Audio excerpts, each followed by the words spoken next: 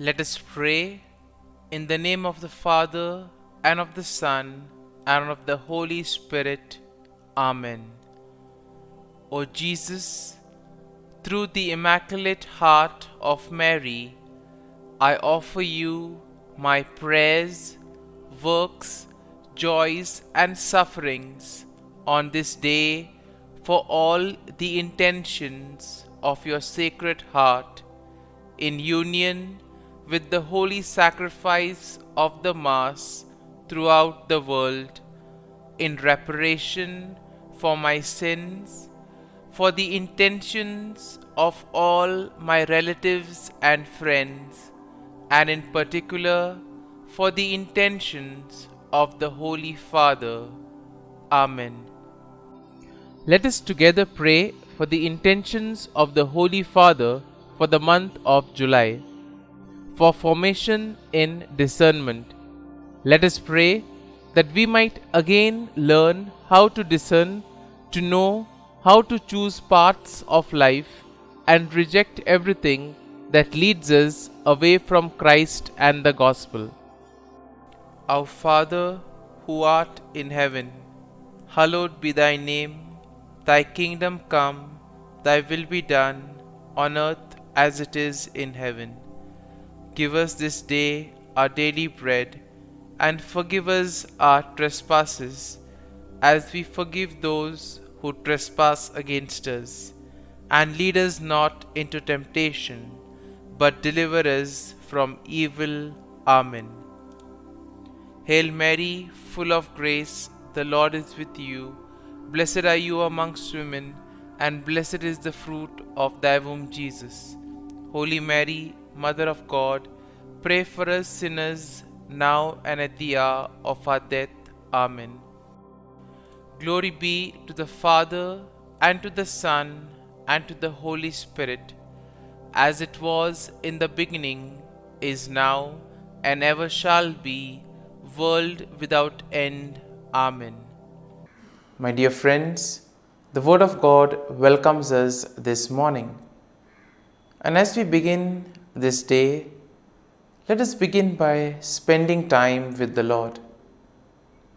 As we have decided to welcome this day in the presence of the Lord, let us begin by thanking Him for all that He has done for us, all the blessings that He has bestowed on us, and most importantly, for all the graces, for all the favors that He has given us right from our birth till now.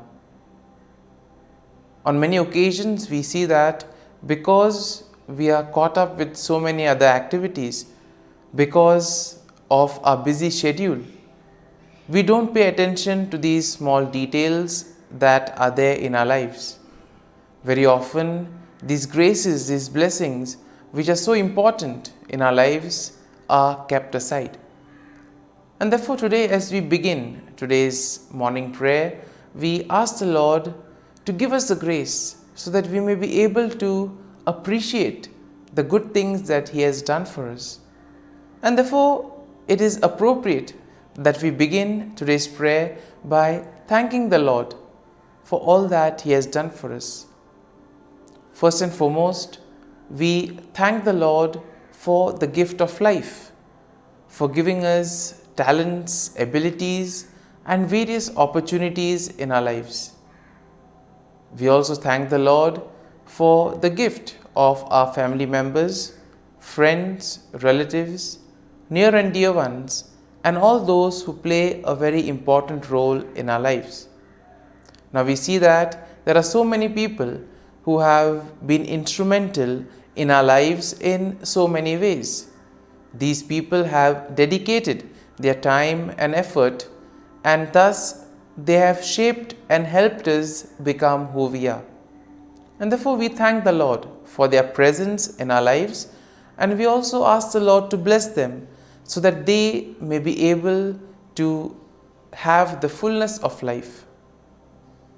We also thank the Lord for the gift of this day, yet another day that we have been given to make good use of our talents, of our abilities, and more importantly, to make a difference not only in our lives but also in the lives of those around us.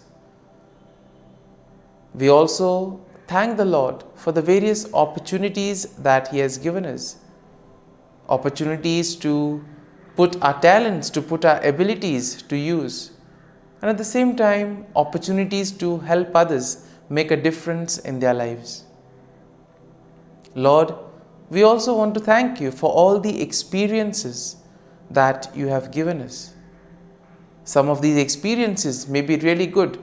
We may want to cherish these experiences. But there may be other experiences which may be bitter, which may be harsh. Nonetheless, these bitter experiences may have taught us a lot in life. These are the experiences that have made us stronger. And therefore, Lord, we thank You for giving us these experiences, for making us better individuals, for making us stronger, and thus for preparing us to face the challenges in life.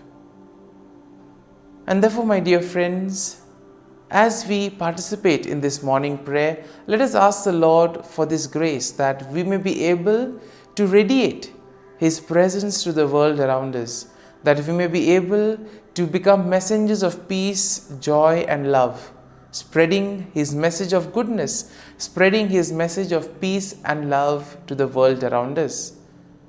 And therefore, let us ask the Lord to accompany us in whatever we do today, so that every action, every word may radiate His love, peace and joy. My dear friends, let us now reflect and meditate on Psalm 60. As usual, we shall have a general overview of the psalm. We shall in general just take a look at what the psalm is exactly trying to tell us, what are the themes that are present in the psalm. And then we shall take a look at the psalm in detail, looking at each of these themes, each of these aspects in detail. And when we have an overview, or when we look at the psalm at a glance, we see that Psalm 60 is a psalm of lament that is attributed to David, and it is believed to be written during a time of distress and defeat, possibly after a military setback. Now we see that setbacks are very common in life, and sometimes it becomes very difficult for us to deal with these setbacks. We have planned something, things don't go according to plan, and therefore we feel disappointed, we lose our faith, our trust and hope. We get disappointed and we are not interested in anything else later on then. And possibly in those moments, this is a psalm that can help us to collect ourselves, to rejuvenate, to place our faith and trust in the Lord and allow Him to bring us out of that situation. Now, we see that the psalm can be divided in 4 main sections. And in verses 1 to 3, we see that there is an acknowledgement of God's rejection and a plea for restoration. In the second section, we see a reflection of God's past deliverance and a request for His help. And this we will find in verses 4 to 8. In verses 9 to 11, we see there is a cry for God's intervention against the enemy. And finally, in verses 12 to 14, there is a declaration of confidence in God's victory. And therefore, overall, when we take a look at Psalm 60, we see that Psalm 60 will reflect on David's plea for restoration and victory in the face of distress and defeat. And this psalm highlights the importance of seeking God's help and acknowledging His power and deliverance. This psalm can also serve as a reminder of the need to depend on God's intervention, especially in times of trouble, and to trust in the faithfulness of the Lord and thus rejoice in the victory that the Lord provides us. And now let us take a look at the psalm in detail. Now, in the first section of the psalm, we see that David acknowledges the sense of God's rejection and he pleads for restoration. So in a way here we see that David is probably sensing that he has gone away from the Lord, and therefore now he wants to restore back. He wants to come back to the Lord. He wants to undo the wrong that he has done. And here he begins by expressing his feeling of being rejected and cast off by God. Once again, pretty strong at this point of time. And here we see that he does this by symbolizing it or comparing it to the breaching of the walls of the land. And therefore here we see that David now recognizes the severity of the situation, and therefore he implores God to intervene and restore his favor and protection. So he has gone away from the Lord, and now he wants the Lord to help him come back to him. And therefore we see that in this section it is all about knowing one's weakness. Therefore in our lives too, when we become aware of our weakness, of our shortcomings, that is the first step towards transformation. It is only once you are aware of what you have done wrong, or once you are aware of the areas where you are going away from the Lord, it is only then can you begin the remedy or the corrective measures. Moving on to the second section of the psalm, we see that David reflects on God's past deliverance and he seeks God's help once again. Now he recalls how God has given his people a banner, a symbol of victory, and therefore he asks the Lord to do the same. Now David acknowledges that it is only through God's power and help that victory can be achieved. And therefore what does he do? He expresses his dependence on God's assistance in the midst of defeat. So he already knows that he is deep in trouble, but still he has faith that the Lord can do something about it. And my dear friends, this is something that all of us need to have. We too need to have that confidence that the Lord will do something to help us, to guide us and bring us out from those stressful, difficult moments. Now in the third section, we see that David cries out for God's intervention against his enemy. And therefore he pleads for God to extend his help and to defeat the enemy who has brought devastation and affliction upon them. Now David also will acknowledge the significance of God's intervention, and thus he recognizes that his victory is completely dependent on God's action. And therefore this aspect of surrendering, this aspect of placing oneself in the hands of the Lord, allowing the Lord to guide and protect, this is very important and is explicitly seen in this psalm. And therefore in the final section, we see that David declares his confidence in God's victory. He proclaims that God's right hand, symbolizing his strength and power, will lead to triumph and will lead him to victory against his enemies. And therefore we see that David acknowledges that victory will ultimately depend on God. It is God who will do everything for him. And thus he expresses that he himself needs to place his faith and trust in the Lord, and that the Lord will act on behalf of him and also on behalf of all the people. And therefore, my dear friends, as we reflect on this psalm, let us spend time in assimilating it. Let the psalm take root in us, so that when we are faced in these difficult moments, when we feel that we are deep down in trouble, this psalm can act as a great source of consolation. It can help us to regroup. It can help us to get back on our feet by placing our faith and trust in the Lord. And therefore, my dear friends, as we have reflected and meditated on this psalm, let us now close our eyes at this morning hour and let us thank the Lord. Let us praise the Lord. Let us glorify the Lord.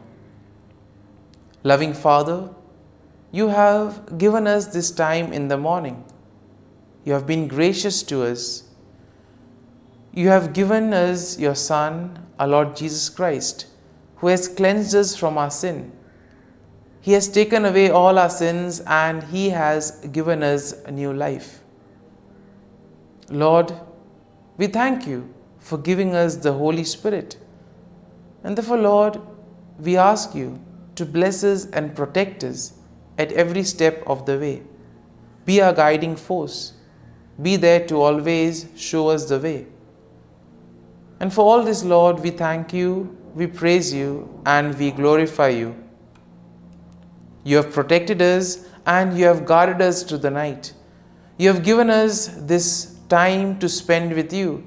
You have woken us up this morning and You have given us good health of mind and body.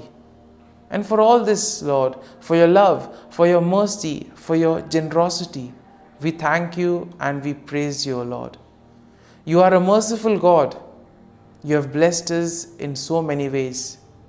As we reflect on our blessings, as we reflect on all the good things that have happened to us, as we reflect on our experiences, Lord, we want to thank You. We want to praise You for making us better individuals. And now, my dear friends, let us spend a few moments in silence and let us reflect on the psalm. Let us see what touched us. Could be a word, could be a phrase, or could be a sentence or a thought. Remain with that and allow the psalm to take root in you, so that ultimately your words, your actions will radiate the love, peace, and joy of Christ to the world around.